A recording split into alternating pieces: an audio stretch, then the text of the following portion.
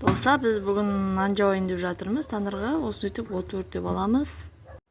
Dostlar, biz ala қамырымызды алып аламыз да осылай жаямыз. Бізде нара пита дегеніміз бар, соған нанды үстіне қондырып,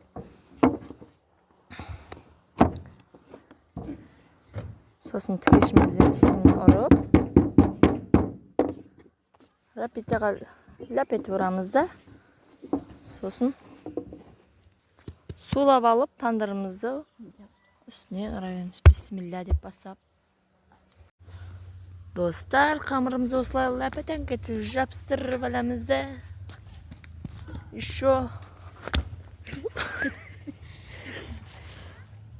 Чудак. Достар, біздің нанымыздың жартылай шықты.